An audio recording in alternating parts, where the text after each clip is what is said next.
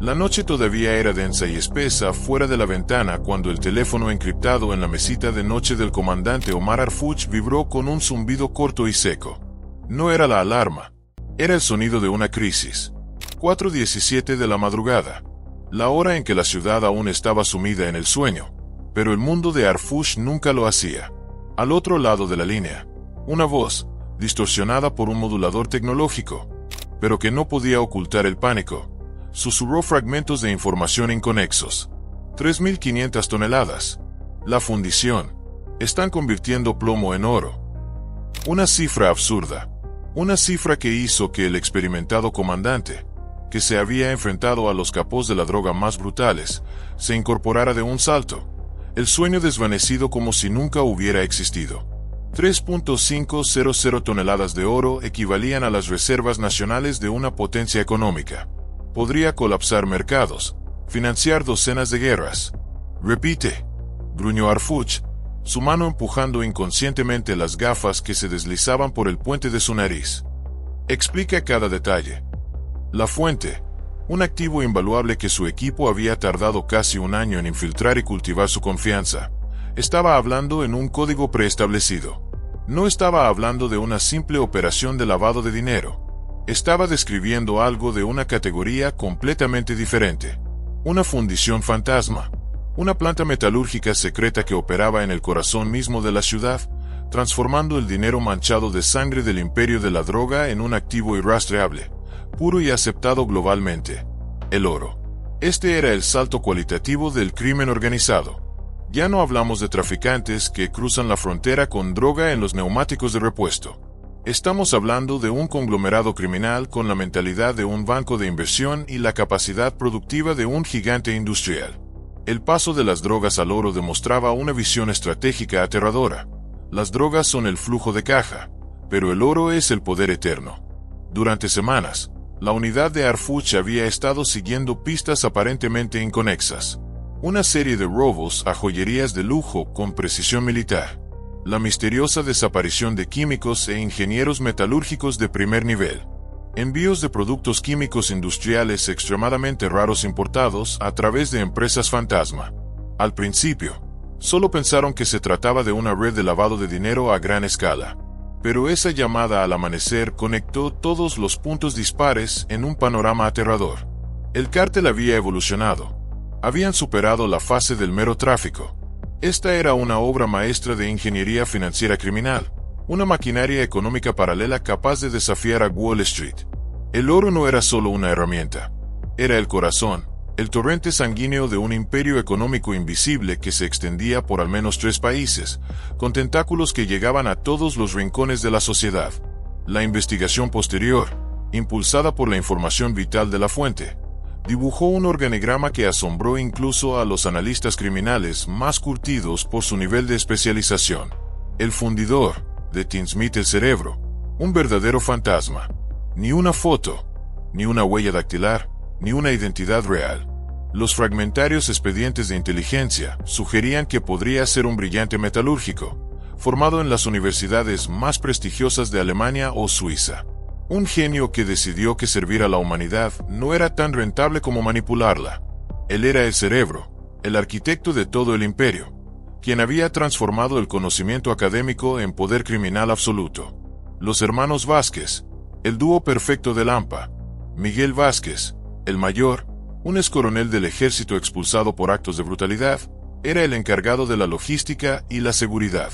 Era el puño de hierro, quien aseguraba el flujo de materias primas a la fundición y la salida del oro terminado al mundo exterior sin ningún obstáculo. Carlos Vázquez, el menor, era un prodigio financiero. Con un MBA de una prestigiosa universidad, dirigía una red de cientos de empresas fantasma, fondos de inversión opacos y cuentas bancarias en paraísos fiscales, convirtiendo los lingotes de oro físicos en cifras danzantes en una pantalla de ordenador, limpias y legales. Lactimica, el apodo de una mujer poderosa, una exalta directiva de una refinería nacional. Despedida por corrupción, se llevó consigo no solo su resentimiento, sino también secretos industriales de valor incalculable, planos técnicos de los hornos de fundición, listas de proveedores de productos químicos, lo más importante, las lagunas en los procesos de supervisión del gobierno. Ella era el puente entre el mundo legal y el ilegal, el catalizador que convirtió una idea descabellada en una realidad industrial. Dr. Eduardo Santamaría y Dra. Isabela Moreno, la pareja científica del diablo. Santamaría, un genio de la ingeniería mecánica, fue quien diseñó y operó toda la planta. Moreno, una química con investigaciones pioneras sobre la estructura molecular de los metales preciosos, era quien garantizaba que cada lingote que salía del horno alcanzara una pureza de 999.9, borrando todo rastro de su origen pecaminoso. Miren esta estructura. No es una banda, es una corporación multinacional. Tenían un CEO, el fundidor, un CO, Miguel, un CFO, Carlos, un director de ID, Santamaría y Moreno, y una experta en relaciones gubernamentales / industriales, la química. Cada eslabón estaba ocupado por un experto de primer nivel en su campo. Por eso podían operar con tanta eficacia y secretismo. Habían aplicado un modelo de gobierno corporativo al crimen organizado. La primera y más difícil tarea fue localizar la fundición. La información inicial solo acotaba una vasta zona industrial en las afueras de la ciudad, un cementerio de sueños industriales fallidos. Cuando los primeros drones de reconocimiento enviaron imágenes, los analistas de Arfuch casi las descartaron. La pantalla mostraba una escena de decadencia: naves con techos de chapa oxidados, muros de hormigón desconchados y vegetación salvaje que crecía entre cada grieta. Una imagen perfecta de abandono. Pero fue esa misma perfección la que levantó sospechas. «Es demasiado perfecto», murmuró el teniente Ramírez, el especialista en análisis de imágenes, durante una reunión nocturna. Como si alguien hubiera montado un escenario deliberadamente. El punto de inflexión llegó en una noche sin luna. Ramírez decidió usar una cámara térmica para escanear la zona. Y entonces, en la pantalla, apareció una verdad innegable. En medio del frío paisaje de podredumbre, varias naves emitían enormes firmas de calor, manchas de un rojo anaranjado brillante como quemaduras en la piel. Un complejo supuestamente abandonado estaba operando maquinaria que generaba una temperatura equivalente a la de un pequeño volcán. En particular, la actividad térmica se disparaba entre las 2 y las 5 de la mañana, precisamente el lapso en que el mundo duerme y los búhos nocturnos del crimen están despiertos. Cuando el equipo de reconocimiento terrestre se acercó, la genialidad de la operación se reveló por completo. El deterioro era solo un elaborado camuflaje. La fachada, los muros exteriores estaban pintados con una pintura polimérica especial que, bajo el efecto controlado del calor y la humedad, creaba un efecto de óxido y desgaste idéntico al real. Las ventanas que parecían rotas eran en realidad cristales antibalas de 5 centímetros de grosor, cubiertos con una película óptica que creaba una ilusión de ruina vista desde el exterior. La ciudad subterránea. El complejo se extendía sobre 15 hectáreas, pero la mayor parte de la superficie estaba bajo tierra. Las naves estaban conectadas por una red de túneles fortificados, revestidos con una aleación de plomo y níquel para bloquear cualquier señal de radar de penetración terrestre y dispositivos de escucha. Era una ciudad dentro de una ciudad, un mundo paralelo donde las leyes normales de la física y la jurisprudencia no aplicaban. Sistema de seguridad militar. No se trataba de vallas y perros guardianes. Miguel Vázquez había diseñado un sistema de defensa multicapa. Anillo exterior, sensores sísmicos, enterrados a 3 metros de profundidad, podían detectar cualquier vehículo que se acercara en un radio de 2 kilómetros. Un radar Doppler de baja frecuencia escaneaba continuamente el espacio aéreo en busca de drones o helicópteros. Anillo interior, cientos de cámaras infrarrojas, hábilmente camufladas como chatarra industrial, postes de luz rotos o incluso nidos de pájaros, utilizaban la tecnología de reconocimiento facial más avanzada, conectada directamente a una base de datos robada de la Policía Internacional. Cualquier rostro extraño que apareciera activaría una alarma silenciosa. Fuerza de reacción rápida. Un equipo de 42 guardias, todos exmilitares de fuerzas especiales, rigurosamente seleccionados. Estaban equipados con armas de grado militar, gafas de visión nocturna y operaban en turnos de 8 horas. Crucialmente, se aplicaba una estricta estrategia de compartimentación de la información. Cada equipo solo conocía la zona que vigilaba. Nadie, excepto el más alto mando, conocía el panorama completo de la operación. Esto garantizaba que, incluso si algunos guardias eran capturados, no podrían revelar nada de valor. La combinación de un camuflaje de nivel hollywoodense y una tecnología de seguridad de grado militar demostraba una inversión masiva y una mentalidad defensiva estratégica. No solo habían construido un lugar para trabajar, habían construido una fortaleza inexpugnable. Esto demostraba que no tenían intención de operar a corto plazo. Estaban construyendo un imperio para durar décadas. Cuando las fuerzas especiales finalmente irrumpieron en el interior, la escena los dejó abrumados.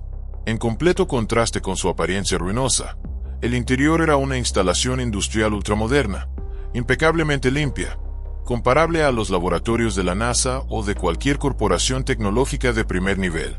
2 enormes hornos de inducción metalúrgica, importados por partes de contrabando desde Alemania a través de una cadena de empresas fantasma en Malta y Luxemburgo, eran el corazón de la planta. Cada horno, valorado en más de $2 millones, era capaz de alcanzar temperaturas de 1247 grados centígrados, el punto de fusión del oro, con una precisión de miligramos. El Dr. Santa María los había modificado, integrando sistemas de control computarizados que permitían microajustes en la composición química del metal durante la fundición. La doctora Isabela Moreno había transformado una nave en un laboratorio de química analítica que cualquier universidad de prestigio envidiaría. Espectrómetros de masas, microscopios electrónicos de barrido, equipos de cristalografía de rayos X, todo era de última generación. No solo servían para refinar el oro hasta una pureza absoluta, sino que también permitían a Moreno realizar una tarea más diabólica: alterar la huella dactilar geológica del oro. Cada mina de oro en el mundo tiene una proporción característica de oligoelementos. Moreno había desarrollado procesos químicos para eliminar por completo estos rastros e incluso implantar nuevas impurezas, creando un origen geológico falso para el oro. La ciencia había sido pervertida para servir al propósito más oscuro. La operación interna se desarrollaba con una precisión escalofriante. 2 de la mañana, recepción de materia prima. Camiones sin matrícula o con matrículas falsas entraban silenciosamente por puertas secretas. La materia prima era una amalgama de sufrimiento: joyas de diamantes robadas de mansiones, oro aluvial extraído ilegalmente de tierras indígenas protegidas, a menudo con violencia y destrucción ambiental, artefactos de oro saqueados de museos, e incluso lingotes con números de serie de audaces atracos a bancos. 2:30 de la mañana, clasificación digital. Carlos Vázquez había diseñado un sistema de seguimiento interno genial. A cada lote, ya fuera un anillo o una estatua, se le adhería un código QR microscópico, invisible a simple vista, que solo podía ser leído por un escáner láser especial. Este sistema permitía a la organización rastrear cada gramo de oro, desde que entraba por la puerta hasta que se convertía en un lingote terminado, sin dejar ningún rastro de papel que pudiera ser descubierto. 3 de la mañana, la fusión. El proceso de transformación comenzaba en los hornos de prefusión. Joyas centenarias exquisitas, cargadas de historia y recuerdos, se derretían en charcos anónimos de metal líquido. Las monedas antiguas perdían sus grabados. Los lingotes con los números de serie de los bancos centrales se fundían, borrando su pasado criminal. 4 de la mañana, refinación química. El oro líquido se transfería al laboratorio de la doctora Moreno. Ella utilizaba ácidos extremadamente potentes y complejos procesos de electrólisis, técnicas desarrolladas originalmente para la industria aeroespacial, para eliminar hasta el último átomo de impureza. El oro nacido de la violencia renacía ahora en pureza química. 5 de la mañana, moldeo y sellado. El oro líquido purificado se vertía en moldes de grafito de alta precisión, creando lingotes estándar de 400 onzas Troy, idénticos a los que se negocian en los mercados de Londres o Nueva York. Pero la verdadera magia ocurría en el último paso: el sellado. Utilizando una impresora 3D de metal y una grabadora láser controlada por ordenador, el equipo de Santa María recreaba a la perfección los sellos de las refinerías más prestigiosas del mundo de Suiza, Canadá y Sudáfrica. Desde los números de serie secuenciales, los códigos de barras tridimensionales hasta los microchips de autenticación ocultos, cada detalle se replicaba con una precisión micrométrica. Ni siquiera un experto experimentado podría distinguir lo real de lo falso a simple vista. Este era el pináculo del arte de la falsificación. No solo lavaban dinero, lavaban el origen y la identidad del activo. Un lingote de un atraco a un banco en Sudamérica, después de pasar por esta fundición, podía reaparecer en el mercado de Zúrich como un producto legítimo de una refinería suiza. Habían roto el eslabón más crucial en el rastreo de activos ilícitos, creando un agujero negro capaz de tragarse cualquier esfuerzo de investigación. El imperio no se limitaba a los muros de la fundición. Carlos Vázquez había tejido una red de distribución global. El oro limpio se transportaba en contenedores de carga ordinarios, mezclado entre millones de toneladas de otras mercancías legales, a manos de compradores diversos, comerciantes de metales preciosos corruptos en Dubái, pequeños bancos privados en el Caribe dispuestos a mirar para otro lado, e incluso ricos coleccionistas de arte en Asia que nunca preguntaban por el origen de las piezas que compraban. Mientras tanto, Harfuch y su equipo corrían contra el tiempo. Sabían que se enfrentaban a una hidra. Corta una cabeza y otra crecerá. Trabajaban en absoluto secreto, escuchando miles de llamadas telefónicas. Vigilancia 24/7. Infiltrando más agentes encubiertos en los niveles más bajos del transporte. Analizando forensemente terabytes de datos de transacciones financieras en busca de patrones anómalos. El momento decisivo había llegado. Un agente encubierto había logrado colocar un micromicrófono en la sala de reuniones de Carlos Vázquez. Y lo oyeron. Una conversación encriptada entre el fundidor y un comprador potencial en un país de Europa del Este. Una transacción masiva estaba a punto de ocurrir. 500 lingotes de oro puro, cada uno de 12.4 kilogramos, un total de más de 6 toneladas de oro, valorado en cientos de millones de dólares. El envío sería transportado en un convoy blindado especial a un puerto marítimo privado para su exportación. Esa era la oportunidad que Harfuch había estado esperando. Atrapados en el acto, la tensión se apoderó del centro de mando de campo que Harfuch había establecido en secreto en una nave abandonada a 5 kilómetros del objetivo. Docenas de pantallas mostraban imágenes en directo de drones, cámaras ocultas e incluso satélites. 50 de los agentes más elitistas de las fuerzas especiales, armados hasta los dientes, se habían apostado en posiciones estratégicas, silenciosos como fantasmas, esperando la orden. La operación fue bautizada como Caída de Midas. Esto no es solo un arresto, dijo Harfuch a su equipo por radio durante la última sesión informativa. Su voz era grave y acerada. Estamos destruyendo una infraestructura que han tardado años en construir. No podemos permitirnos fallar. Cada acción debe ser precisa. Cada movimiento debe ser perfecto. Esta noche, les mostraremos que ningún imperio criminal es indestructible. 4:30 de la mañana. La fundición operaba a máxima capacidad. El resplandor de los hornos iluminaba las siluetas de personas que se movían con urgencia. El cargamento de 6 toneladas de oro se estaba preparando para su último viaje. En ese preciso momento, Harfuch dio la orden que había esperado durante meses. Acción. Desde la oscuridad, el infierno se desató. 4 helicópteros Black Hawk, sin luces de navegación, aparecieron de repente en el cielo, rugiendo como bestias mitológicas. Sus potentes reflectores se encendieron al unísono, convirtiendo la noche del complejo en día, borrando toda oscuridad y secreto. Al mismo tiempo, en tierra, vehículos blindados derribaron las puertas secundarias, bloqueando todas las vías de escape. 50 agentes de las fuerzas especiales, divididos en 5 equipos, atacaron simultáneamente desde múltiples direcciones. Usaron explosivos plásticos para volar los muros de acero camuflados, lanzaron granadas aturdidoras y de humo al interior, e irrumpieron como una inundación imparable. La resistencia fue casi nula. Los guardias, aunque bien entrenados, quedaron completamente abrumados por la velocidad y la fuerza del asalto. El elemento sorpresa les había arrebatado su mayor ventaja. Los criminales de dentro, ingenieros, químicos y trabajadores, no tuvieron tiempo de activar los protocolos de destrucción de pruebas. En menos de 15 minutos, la batalla había terminado. 23 personas fueron arrestadas en el acto, incluidos el Dr. Santa María y la Dra. Moreno, capturados mientras intentaban borrar datos del ordenador central.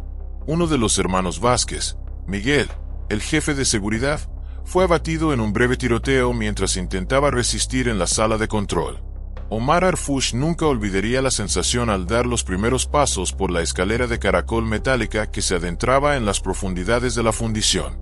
El aire era denso, impregnado del penetrante olor metálico característico del oro y una humedad fría que hacía que su uniforme de combate se le pegara al cuerpo. Cada uno de sus pasos sobre los peldaños de acero resonaba en el estrecho pasillo, creando una siniestra sinfonía de descubrimiento.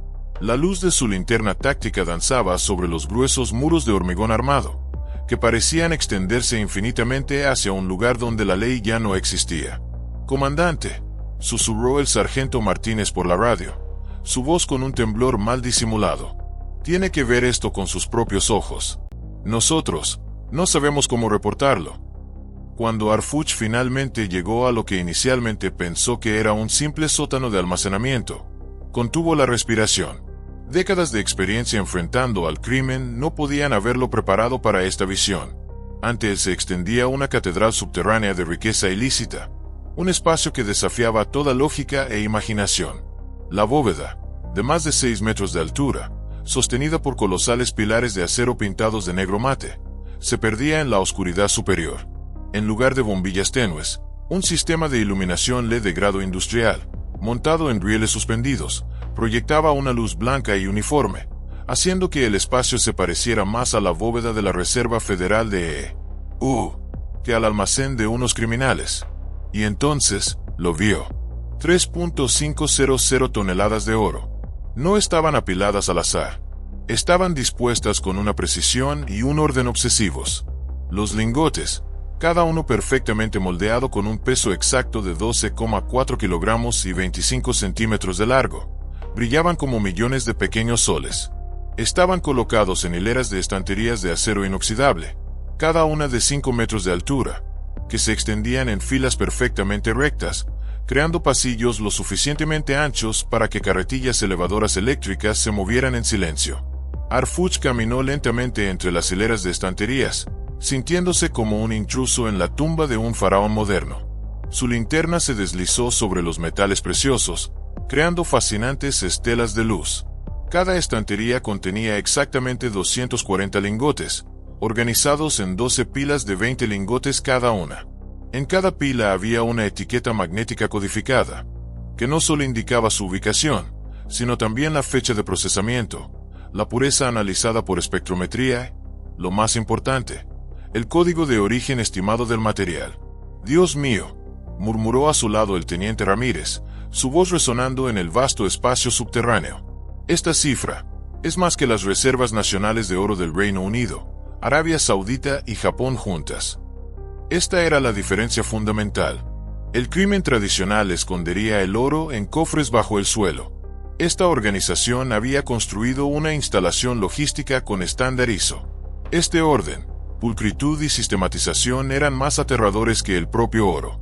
Revelaba una mentalidad de gestión corporativa, una visión a largo plazo y una confianza absoluta en su propia invulnerabilidad. No solo estaban acumulando riqueza, estaban gestionando una cartera de activos global.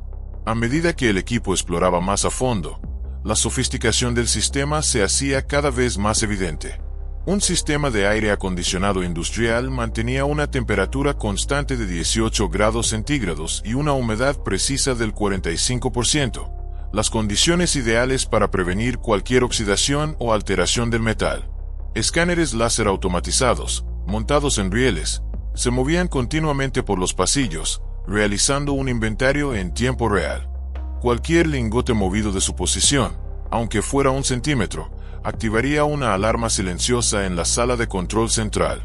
Era una máquina perfecta, que combinaba la tecnología de Silicon Valley con los métodos de gestión suizos, al servicio de un único propósito: convertir el crimen en el negocio más rentable y eficiente del planeta. Pero el verdadero tesoro no eran las toneladas de metal precioso, eran los secretos que esta bóveda custodiaba. En una sala contigua, protegida por una puerta blindada de titanio de 30 centímetros de grosor que al equipo de cerrajeros expertos le costó 40 minutos abrir, Arfush encontró el archivo del Dr. Santamaría. Dentro no había oro, sino cientos de carpetas organizadas científicamente en archivadores ignífugos. Eran documentos que podían hacer temblar gobiernos, provocar crisis diplomáticas y derrocar a las figuras más poderosas. Harfuch se puso guantes y comenzó a ojear. Su escepticismo se convirtió rápidamente en conmoción, y luego en horror. Archivos de corrupción, contratos manuscritos, extractos bancarios y grabaciones secretas revelaban una red de corrupción que llegaba a las más altas esferas del poder. El nombre del senador Rodríguez, un político conocido por sus feroces discursos contra el crimen, aparecía en 17 transacciones diferentes, cada una por valor de millones de dólares, a cambio de que impulsara proyectos de ley que debilitaban la supervisión financiera y la seguridad portuaria. Pruebas irrefutables, fotografías de alta resolución tomadas a distancia mostraban reuniones secretas en yates en el Mediterráneo entre miembros de la organización y funcionarios de bancos centrales de 3 países vecinos. No solo aceptaban sobornos, eran socios. Los documentos mostraban que el gobernador del Banco Central del país X, el doctor Fernando Castillo, había firmado personalmente un acuerdo de cooperación logística, permitiendo a la organización utilizar las rutas oficiales de transporte de divisas del Estado para sacar el oro del país, camuflado como envíos de reservas nacionales. Complicidad internacional. Memorandos internos revelaban que la organización había sobornado a funcionarios de aduanas en docenas de puertos de todo el mundo, creando un carril verde para sus contenedores de oro.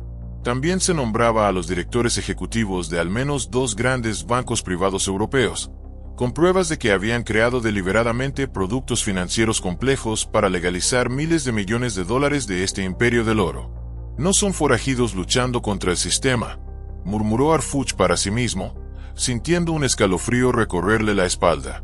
Se han convertido en parte del sistema, un tumor maligno que ha hecho metástasis hasta la médula del poder. Esta es la fase final del crimen organizado, la fusión con el Estado. Cuando una organización criminal tiene suficientes recursos financieros, ya no se enfrenta a las autoridades. En su lugar, se infiltra, soborna y convierte a las instituciones públicas en una herramienta al servicio de sus intereses. Lo que Harfuch encontró no era evidencia de corrupción, era evidencia de un gobierno paralelo, un Estado profundo. En otra área del complejo subterráneo, el equipo de investigación descubrió el laboratorio de autenticación, un taller de falsificación de documentos de una sofisticación increíble. Equipos valorados en millones de dólares eran capaces de replicar los certificados de origen y pureza de cualquier refinería del mundo. Tintas químicas, impresoras especializadas utilizaban tintas formuladas a medida, con una composición química idéntica a la utilizada por las organizaciones legítimas, indetectables por los métodos de prueba convencionales. Microhologramas, grabadoras láser recreaban las imágenes de seguridad tridimensionales con una precisión micrométrica. Banco de papel. Cientos de muestras de papel real de docenas de refinerías diferentes se almacenaban en cajones con control de temperatura y humedad, listas para ser utilizadas en las falsificaciones más sofisticadas. Pero la pieza central de la sala era lo más asombroso. Una pared entera estaba ocupada por un gigantesco mapa del mundo digital, con cientos de puntos de luz parpadeantes, conectados por complejas líneas luminosas. Esta era la sala de guerra del imperio. Chinchetas rojas, suministro marcaban minas de oro ilegales en selvas tropicales, reservas indígenas, especialmente, zonas de conflicto en África y Sudamérica. Notas detalladas al margen revelaban acuerdos de protección con grupos guerrilleros y señores de la guerra locales, quienes proporcionaban seguridad y mano de obra forzada a cambio de una parte de los beneficios. Chinchetas azules, logística trazaban las rutas de contrabando por tierra, mar y aire, pasando por los puntos ciegos de seguridad que habían creado sobornando a funcionarios. Chinchetas amarillas, distribución indicaban los destinos finales del oro en los principales centros financieros como Dubái, Hong Kong, Londres y Zúrich, donde se integraba en el mercado legal. La organización había mapeado sistemáticamente toda la economía ilegal del oro del mundo y la había convertido en su propia cadena de suministro exclusiva. Este no era el mapa de una banda, era el diagrama de la cadena de suministro global de una corporación multinacional. Habían aplicado los principios de la logística moderna y el análisis de Big Data a las operaciones criminales. Sabían exactamente dónde estaba el suministro más barato, qué ruta era la más segura y qué mercado era el más rentable. Habían convertido el AMPA en una máquina perfectamente optimizada. Cuando los expertos en TI finalmente lograron descifrar los discos duros con cifrado cuántico del Dr. Santamaría, el retrato del cerebro finalmente emergió. El fundidor no era otro que el Dr. Eduardo Santamaría, un brillante exprofesor de ingeniería metalúrgica que había desaparecido misteriosamente de una prestigiosa universidad 5 años antes tras un escándalo de ética en la investigación. Su transformación de un académico respetado a un cerebro criminal fascinó a los investigadores. A Santamaría no lo movía la simple codicia. Sus notas personales revelaban un profundo desprecio por un sistema que consideraba hipócrita y corrupto. Consideraba la construcción de su imperio criminal como un gran experimento científico. Aplicaba un riguroso método científico a cada aspecto de la operación. Sus archivos estaban llenos de hojas de cálculo con análisis de costo-beneficio para actividades de saqueo frente a la minería ilegal, gráficos de productividad para cada turno de trabajo en la fundición, e incluso modelos matemáticos para predecir las redadas policiales. En un laboratorio secreto, los investigadores encontraron sus proyectos de I+D, investigación y desarrollo. Los químicos estaban perfeccionando técnicas para envejecer artificialmente el oro, haciendo que los lingotes recién fundidos parecieran antigüedades centenarias para introducirlos más fácilmente en el mercado de coleccionistas. También habían desarrollado microchips de seguimiento falsos, capaces de engañar los sistemas de seguridad de las bóvedas legítimas. Y entonces, encontraron el plan maestro.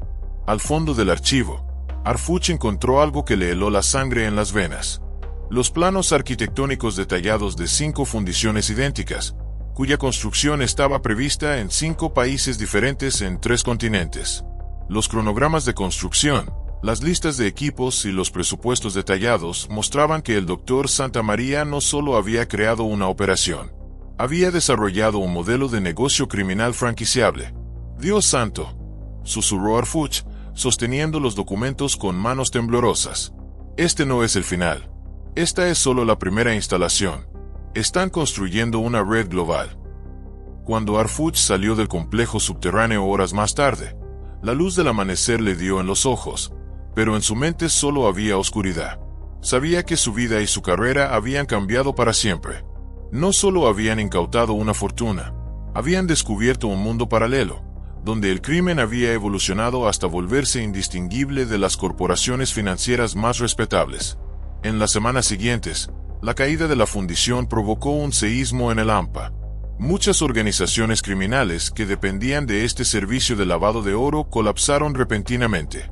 Pero ese vacío de poder fue rápidamente llenado por otros, que habían aprendido la lección del modelo de Santamaría.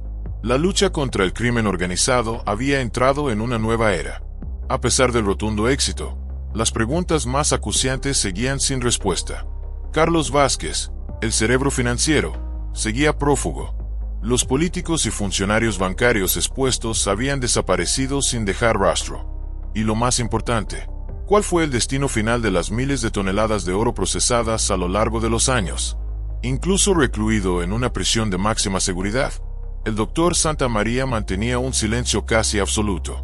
Durante los interrogatorios, se mostraba inquietantemente tranquilo, respondiendo a las preguntas con una sonrisa enigmática. En una de las pocas veces que accedió a hablar, cuando Harfuch le preguntó por las otras fundiciones, Santamaría simplemente miró fijamente a los ojos del comandante. «Comandante», dijo, con voz serena, «ustedes encontraron una fábrica. Una muy eficiente, lo admito. Pero ¿de verdad creen que, con toda nuestra inteligencia y recursos, construiríamos solo una?» Esa frase quedó suspendida en el aire. Una advertencia, una promesa de una guerra mucho más larga y oscura por delante. Harfuch había ganado una batalla, pero de repente se dio cuenta de que la guerra por el alma del mundo apenas acababa de comenzar.